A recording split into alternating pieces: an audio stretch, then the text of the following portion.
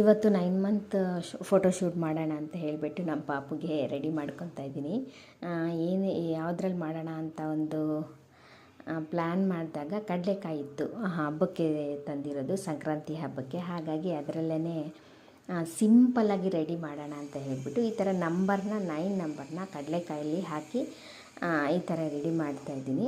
And ಇದ್ರ ಜೊತೆಗೆ 9 ಜಾಸ್ತಿ ಸಿಂಪಲ್ ಆಗುತ್ತೆ ಅಂತ ಹೇಳಿಬಿಟ್ಟು ಕೈಟ್ ಕೂಡ ರೆಡಿ ಮಾಡೋಣ ಅಂತ ಹೇಳ್ಬಿಟ್ಟು ಹ್ಯಾಂಡ್ ಕರ್ಚಫಿ ಇರುತ್ತಲ್ಲ ಅದನ್ನು ಈ ಥರ ಶೇಪಲ್ಲಿ ಇಟ್ಬಿಟ್ಟು ಟ್ರಯಾಂಗಲ್ ಶೇಪಲ್ಲಿ ಇಟ್ಬಿಟ್ಟು ಮಾಡ್ತಾಯಿದ್ದೀವಿ. ಸೊ ನೋಡಿ, ಫೈನಲಿ ಈ ಥರ ಬಂತು. ತುಂಬಾ ಮುದ್ದಾಗಿ ಕಾಣಿಸ್ತಾ ಇದ್ದಾಳಲ್ಲ ಪುಟಾಣಿ, ತುಂಬಾ ಅಳ್ತಿದ್ಲು. ಫೈನಲಿ ಅವಳು ಕ್ಯೂಟ್ ಫ್ರೆಂಡ್ನ ಜೊತೆಗೆ ಇರಿಸಿಬಿಟ್ಟು ಫೋಟೋಶೂಟ್ ಮಾಡಿದ್ದಾಯಿತು. ಸೊ ಈ ಫೋಟೋಶೂಟ್ ಹೇಗೆ ಬಂತು ಅನ್ನೋದನ್ನು ಕಾಮೆಂಟ್ ಮಾಡಿ. Thank you.